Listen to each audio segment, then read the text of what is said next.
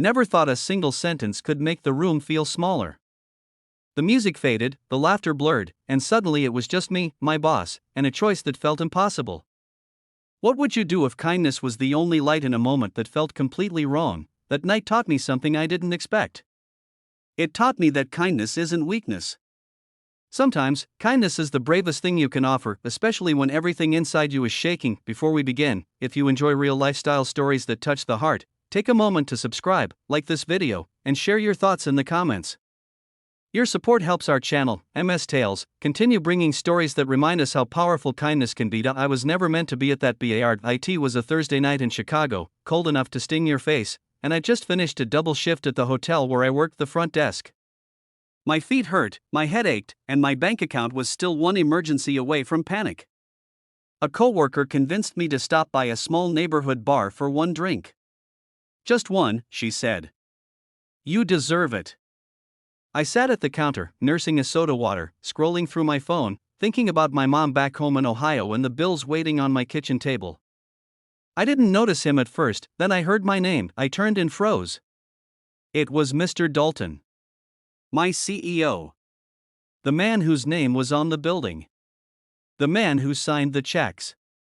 He wasn't supposed to be there, not in that worn leather jacket, not with tired eyes and a glass already half emptied. He smiled, but it didn't reach his eyes.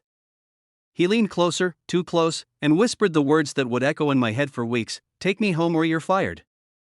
My stomach dropped. My first thought wasn't anger. It was fear. Rent was due. My mom's medication wasn't cheap. I needed this job, but something else cut through the panic. I noticed his hands shaking. I smelled the alcohol, yes, but I also saw the pain. Real pain.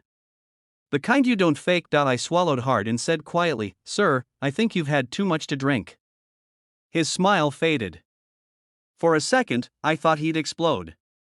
Instead, his shoulders slumped. "Please," he said, his voice barely above the music. "I don't want to be alone tonight."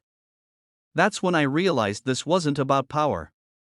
It was about loneliness. I took a breath. "I can't take you home," I said. "But I won't leave you like this." I paid my tab and told the bartender to call a cab. Mr. Dalton protested, slurring about how he didn't need help. I stayed calm. I didn't raise my voice. I didn't shame him. Outside, the cold air hit us both. He swayed, and I steadied him, not as an employee, not as a subordinate, but as a human being helping another human who was falling apart. In the cab, he stared out the window. "My wife left last month," he said suddenly. 30 years. Gone. I built everything else and forgot how to be kind at home.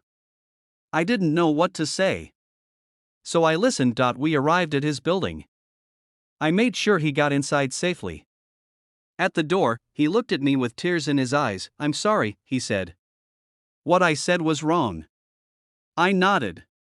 "I hope you get some rest." I went home shaking. I barely slept. By morning, fear crept back in.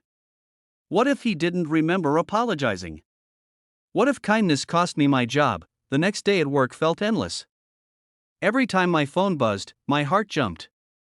Then, just before lunch, my supervisor told me Mr. Dalton wanted to see me. I walked into his office with my hands sweating. He stood up when I entered. "Please sit," he said. I braced myself. Instead, he took a deep breath. "Last night, I crossed a line. I used my position to scare you. That is not the kind of leader I want to be." I didn't speak. He continued, "You showed me kindness when you didn't have to. You protected me from myself. And you protected your dignity." Then he surprised me again. He told me he was stepping back temporarily to get help. He told me HR would be informed, not to punish me, but to document what happened properly. He told me my job was safe, and then he said something I'll never forget: "Kindness saved me last night."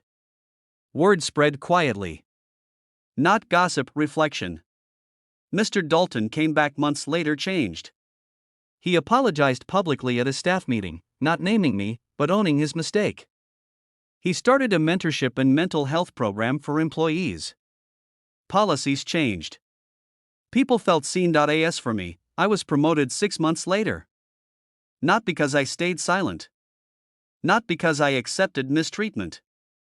But because I chose compassion without surrendering my self-respect. I think about that night often. Kindness didn't mean saying yes. Kindness meant saying no. With humanity. In a world where power can crush, kindness can interrupt the fall. It can remind someone who they were before they forgot. If you're ever faced with a moment where fear tells you to shrink, remember this: kindness isn't about pleasing others. It's about honoring yourself while still seeing the humanity in front of you. That night at the bar could have broken me. Instead, it taught me that even in the darkest moments, kindness can light a path forward for both people, and maybe that's the real power of kindness. It doesn't just change outcomes. It changes hearts. If this story moved you, take a moment to reflect on where kindness might be needed in your own life.